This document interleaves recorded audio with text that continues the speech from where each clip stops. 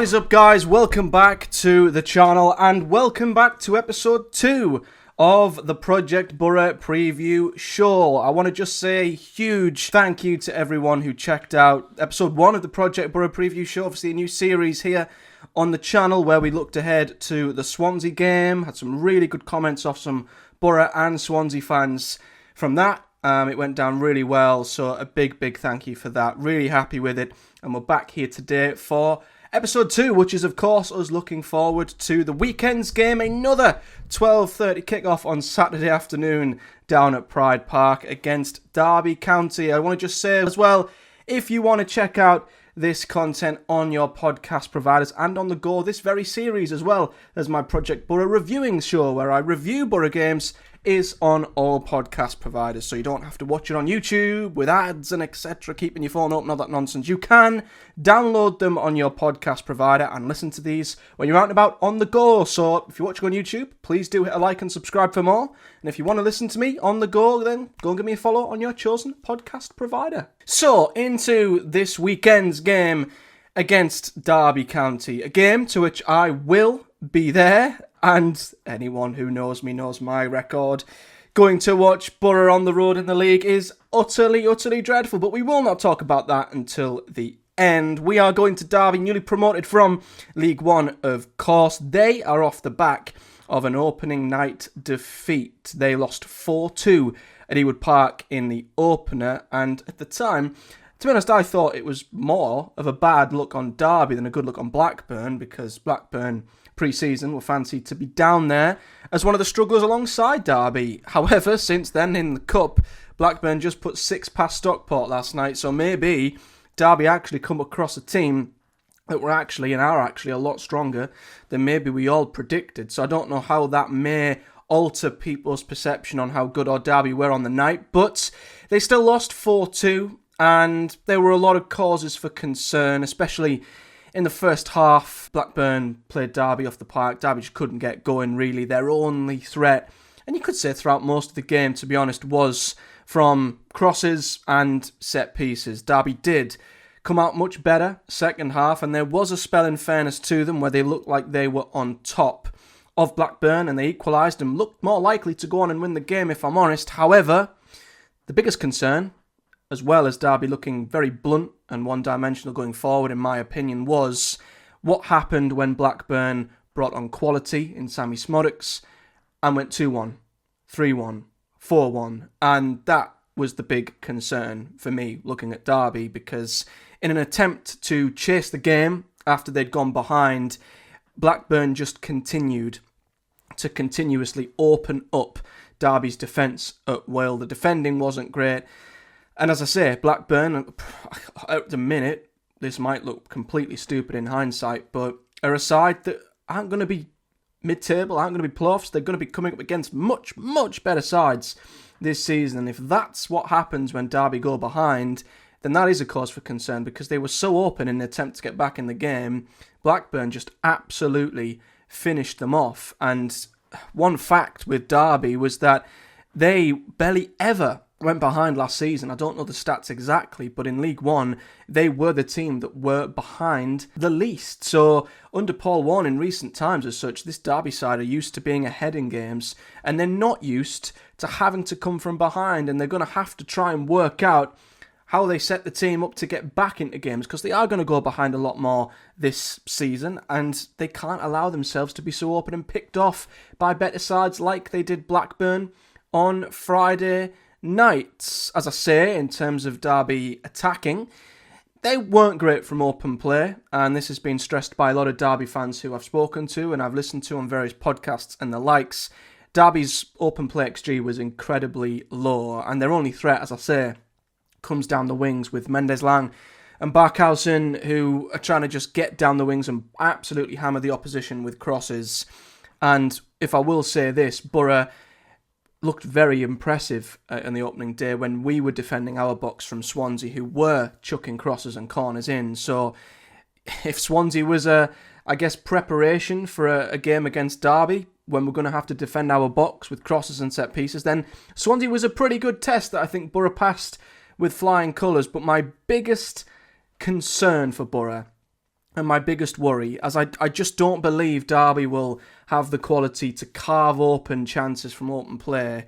They are extremely good from corners and set pieces. They had an XG of 0.75 against Blackburn, but they scored the most set pieces in League One last season by a country mile. 25 goals from set pieces last season for Derby, 6 more than the next best team. So their aim might be to get as many corners, free kicks, etc., and just plough balls into Borough's box.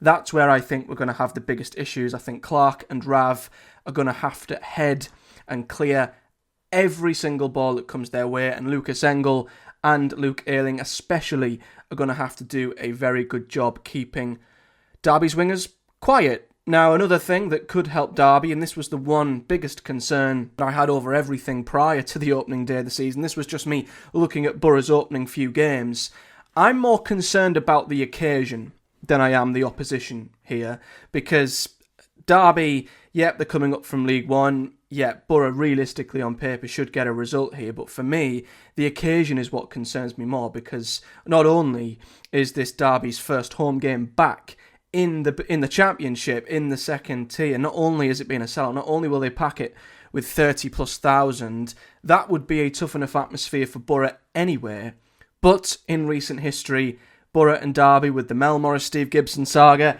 have not been pals, you could say, and the animosity between the two sides boiled over when we played each other last time, and Boro beat Derby 4-1 at the Riverside last time. The two sides met in the Championship, and I still believe, as much as it's not as hot as it was before, there are still a few simmering emotions, and I'm sure Derby fans going to the game will make that felt. So if there was a team, and I'm sure Derby might have another couple of teams and they might hit more than Boro, I don't know, Nottingham Forest aren't in the league anymore, but I'd imagine if you'd asked Derby fans before the league kicked off, if you could have an opening game at home, who would you want to beat the most? A lot of them might say Boro. So this would be a hostile environment for Boro. It will be tough, it will be difficult, and for me, we've got to go in there and we've got to quieten it down quick. We've got to settle quick, get on the ball quick, and arguably get a goal quick, because I think if we go behind and their crowd get up, it could be very, very difficult for Boro. So that, I think, is a bigger worry for me, the occasion of it, rather than Derby as an actual opposition. But the home form last season in the league was good, and I feel like that might be what Derby rely on massively this season to keep up in the Championship. They were the third best team at home last season in League One, 1 point behind the two strongest sides, which was Portsmouth and Bolton, and they had the joint second best defence, conceding only 18 goals last season. So they have good form at home, and we are going to have to pull off quite the result, I think, to both win at Pride Park and thrive in what will be a very tough atmosphere. As for the teams, Derby played with a 4-3-3 against Blackburn. Now, I don't know if they'll change things up. I don't know if they'll match Boro up. I really don't. I think because they're at home, they'll like to play more their way and not be dictated by Boro.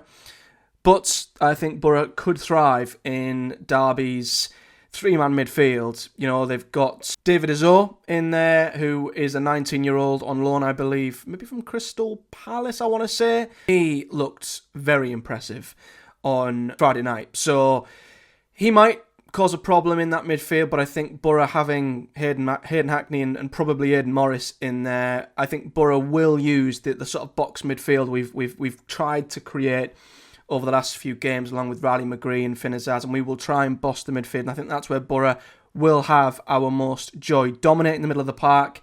Derby will want to get down the sides. So I think we need to defend the wings, especially, and control through the centre. And I do believe Boro will create a lot of chances against this Derby side. I think if they want to go forward, which they'll want to at home, they won't just sit back. It won't be like a game at the Riverside where they might come to sit back and nick something. They're going to want to try and take the game to Boro, and I feel like the more they do, the more opportunities will open up for us and the more gaps will open up for hopefully Boro to exploit. So possibly if Derby conduct a similar 4-3-3 approach, that might allow Boro to boss the midfield and really control this game. But they've got Ben Osborne in there, of course, who's come from Sheffield United. He's a very good player. who's played at a very high level. David Azul's another one who, as I say, looked really, really good. And as I mentioned, Mendes-Lang and Barkhausen are going to be the key players for Boro to stop. So Engel and Luke Ayling need to have a good game. The one concern Derby fans have in terms of their team is up front. They are lacking a striker. They have got Caden Jackson, who come from Ipswich last season, but he wasn't particularly prolific down at Portman Road anywhere, and their striker of choice, arguably, Jerry Yates, is suspended for this one. Their only other option seems to be James Collins, and from what I've heard from Derby fans, they don't have all that much faith in James Collins to be all that great at this level this season. So, yeah, Boro's defence hopefully can cope with whatever attacking threat Derby have up front. So, yeah, starting 11-wise, that's where I think Boro need to look out for. I think Boro will play the same team that we did against Swansea. At the time of recording, we've not played Leeds yet in the Carabao Cup. So there might be injuries, there might be changes, I don't know. But I think if Carrick could pick his team for Saturday right now, he would keep it unchanged. Aidan Morris would stay in that midfield. I think arguably he's already taken the shirt in that position. He was so good at the weekend. I think the rest of the team, fingers crossed, as long as they all come through, the cup game against Leeds will start, and I have confidence that that team will deliver once again. Looking at the head-to-heads then between the two teams before we finish off, Boro have actually had the better of Derby over their head-to-head time. Boro have won 10 of the 22 league games I believe we've had against one another. Boro have won 10, Derby won 6, and they've been 6 draws. However, Boro haven't won in any of our last 4 trips to Derby, losing 1 and drawing the other 3. Our last win at Pride Park came in April 2018 in a 2-1 win with goals from Mo Besic and Britt Assombalonga. So historically, the home side normally does better in this fixture. They are the odd anomaly where Derby have come to the Riverside and won, we've gone there and won, but it doesn't happen all that often, and there are a lot of draws between the two sides. But I'd like to think Derby coming up, Boro being one of the sides hoping to get promoted, that will give Boro the edge here, but we will still have to perform extremely well. And that leads me on to my prediction. Now, prior to watching Derby on Friday night against Blackburn, I had a draw. I thought this was a very, very tough game on paper, and again, I was thinking a lot on the occasion and how tough this will be for Boro going to Pride Park for their first home game of this season. After seeing Blackburn and the number of chances Blackburn created and the number of times they were able to carve Derby open, I feel like Boro will have so much joy. You know, we created an abundance of chances against Swansea, and I can't see why we wouldn't do the same against Derby. As I say, if Boro get an early goal and Derby have to try and get back in, they'll leave even more space, and that's when Boro could hit them 2, 3, 4. But if we let the atmosphere get the better of us, we let Derby get off to a flying start, they could win the game early, and then we're the ones who are chasing. And if they can score early and sit back and defend, that's where I think they will be at their strongest, and it could get difficult for us. So a good start for Boro. Early goal is massive. Since the Blackburn game, I've grown in confidence, and I've went from what would have been a 1-1 draw prediction to a 2-1 Boro prediction. I have got us to win, but I am going to give Derby fans a glimmer of hope, as I did the Swansea fans last week. I have never seen Boro win away in the league, and I've been to probably 16, 17 away games in the league, and I've never seen Boro win. So I kind of am known throughout Boro fan base as a bit of a curse, so there's every chance that that will happen again, and you'll get something from this game, whether it's a point or 3, but I'm hoping my curse can be lifted this weekend, and I can finally see Boro win away in the league for the first time since going to Boro away games in pretty much not far off 10 years. So it's worth the wait, and I'll be there at the weekend. I'm going to be vlogging it. I'm going to be, of course, following it up with an episode of Project Boro to review the game. So a big thank you once again to everyone who has subscribed for both the preview show and if you've checked out the review show. As I mentioned, you can always continue to subscribe here on YouTube and check out these videos when they drop, as well as hitting a like on the video and commenting below with your thoughts. I'd love to hear from Boro fans, Derby fans and neutral fans alike with your thoughts and predictions ahead of this one. And as I mentioned at the start of the video, if you'd much prefer to listen to these on the go, then do check Project Boro out on your chosen podcast provider. Links are in the description. But until next time, guys, a big thank you for watching. Can't wait for Saturday. Hopefully we get a result, but it will not be easy. And I'll see you guys very, very soon. Up the Boro!